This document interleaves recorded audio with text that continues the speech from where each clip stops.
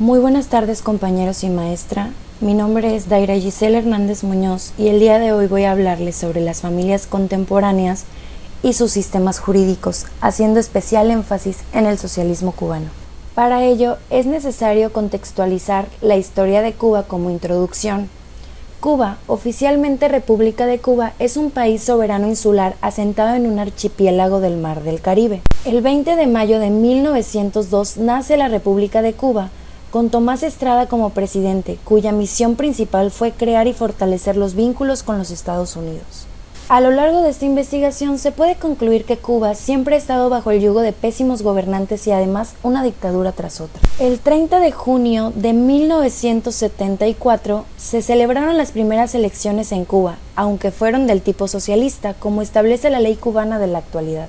Existen básicamente dos grupos de cubanos, los que están a favor del régimen socialista y los que están en contra. Podríamos decir que es el gobierno quien controla la educación, los medios de transporte, la economía e incluso el ocio y la cultura. Hacia enero de 1959 se da la famosa Revolución Cubana, la cual fue un movimiento popular con la que se logró implantar en Cuba el sistema socialista, liderado por Fidel Castro, el cual vinculó a la isla a la Unión Soviética. Las principales consecuencias de esta revolución son, en primer término, la prohibición del comercio entre Cuba y Estados Unidos. 2.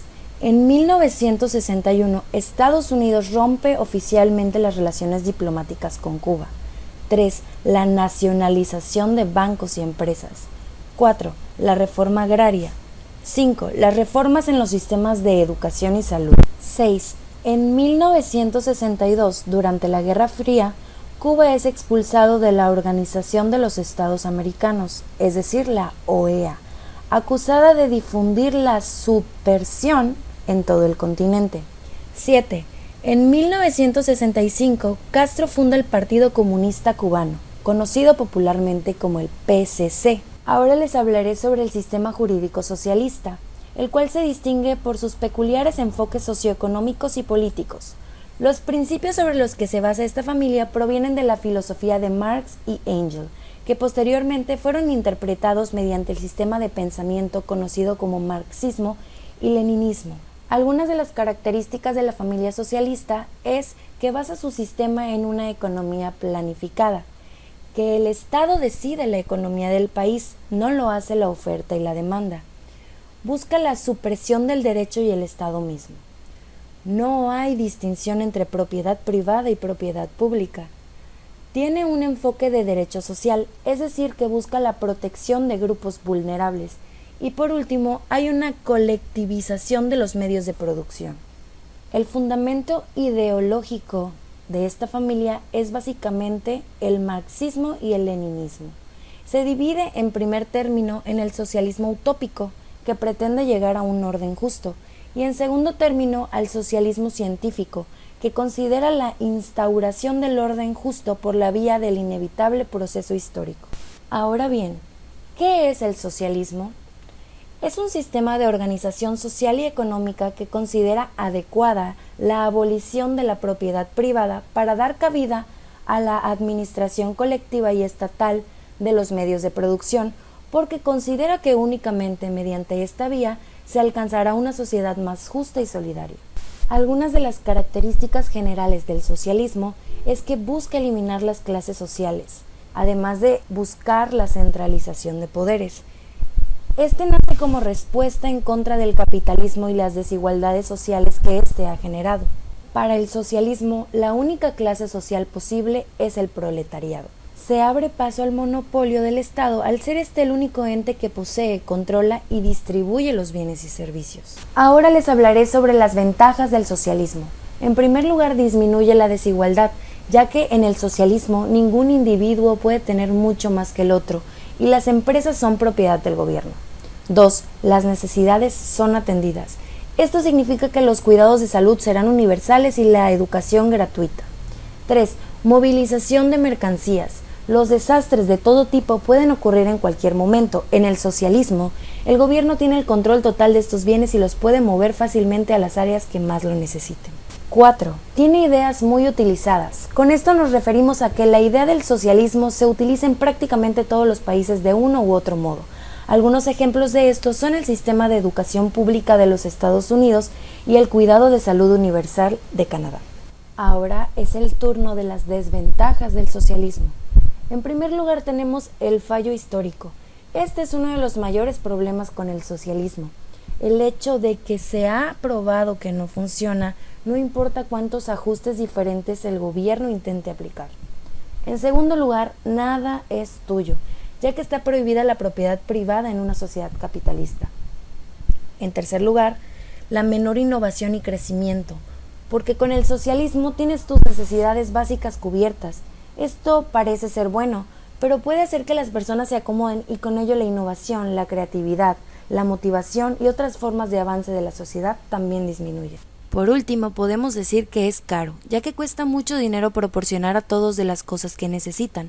Es decir, todo el dinero ganado por los ciudadanos será distribuido en porcentajes enormes para cubrir los costos. Ahora toca el turno de hablar del derecho socialista. Esta familia es de reciente surgimiento, ya que en general se acepta el nacimiento de su tradición a raíz del triunfo de bolchevique en la Revolución Rusa de 1917. Este sistema jurídico fue considerado como una etapa de la revolución hacia un sueño de una sociedad sin Estado, sin clases, sin enajenación, es decir, el final de la lucha del hombre en contra del hombre.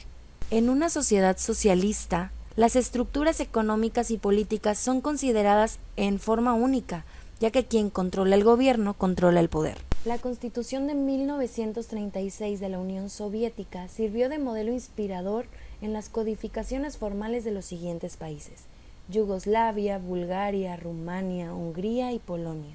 En la actualidad, estos países ya han modificado su sistema de derecho socialista, pero existen países como China, Corea del Norte y Cuba que pertenecen a la mencionada familia incluso hasta la fecha. La principal característica del derecho socialista es que se distingue de sus equivalentes romanistas en cuanto al contenido doctrinal y la rigidez del enfoque político. Ahora, en el apartado de derecho comparado, analizaremos un poco de la estructura de nuestro país. Nuestro país es una república.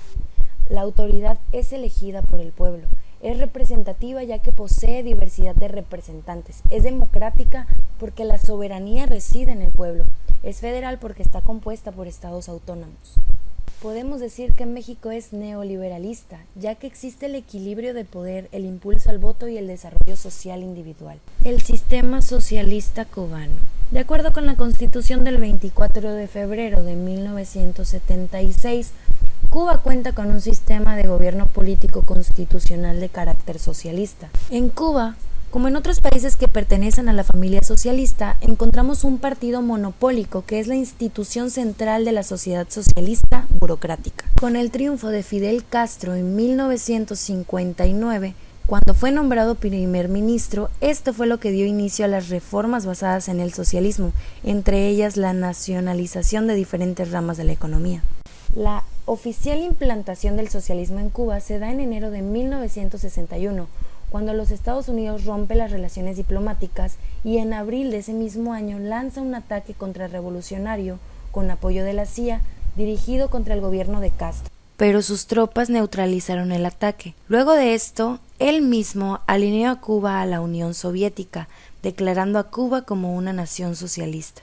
A partir de la alineación de Cuba al modelo socialista, una serie de intervenciones se realizaron en la educación y la salud, siendo consideradas referencias actualmente, pero también el modelo cubano es criticado por la falta de libertad de expresión y por las condiciones de pobreza a las que la población cubana está siendo sometida actualmente. Contamos con 6 rasgos característicos del socialismo en Cuba. El primero, el poder político en manos del pueblo trabajador. 2. Propiedad social sobre los medios de producción fundamentales. 3. Sumatoria de las fuerzas productivas incomparablemente superiores a la época del capitalismo en Cuba y en constante desarrollo y perfeccionamiento. 4. Justicia social y por último, la conciencia social socialista. Del sistema judicial cubano se puede destacar la participación del pueblo en la toma de decisiones judiciales, ya que ésta se expresa a través de los jueces lego. Es decir, no todos los jueces son licenciados en Derecho. A diferencia de los países donde existe la institución del jurado, en Cuba vemos tribunales mixtos compuestos por jueces lego y jueces profesionales. Así que podríamos decir que el actual sistema judicial cubano es el resultado de un proceso de reformas a base de guerras y revoluciones que ha sido experimento a partir del año 1959. La actual constitución en Cuba, reformada en el 2019, es decir, en este año, establece que es un Estado socialista de forma irrevocable, impidiendo esto cualquier modificación del régimen socioeconómico. Para terminar, como conclusión, se denomina sistema jurídico al conjunto de las normas, las instituciones y los agentes que hacen el derecho que rige a un determinado territorio. El sistema jurídico socialista fue uno de los principales sistemas jurídicos en el mundo. Sin embargo, no se le ha considerado como tal debido a las similitudes con el derecho continental y porque actualmente no es usado en forma extensa tras la caída de la mayoría de los estados socialistas. Dentro del derecho socialista en sentido amplio se incluyen ramas e instituciones, así como principios jurídicos, que en muchos casos se han integrado a los sistemas jurídicos de países capitalistas, como el llamado derecho obrero, el derecho de los trabajadores, el principio pro-operario, el derecho sindical, las contrataciones colectivas, la responsabilidad objetiva patronal en los accidentes de trabajo, entre algunas otras. Sin lugar a dudas, el sistema legal de la Unión Soviética fue el principal modelo de pauta para los otros miembros de esta familia. Aterrizando todo esto a Cuba, su derecho está basado en las teorías marxistas y leninistas, que rigen en todos los sistemas socialistas contemporáneos, pero con un poco de influencia del derecho continental. Compañeros, maestra, por mi parte ha sido todo. Muchísimas gracias por la atención prestada.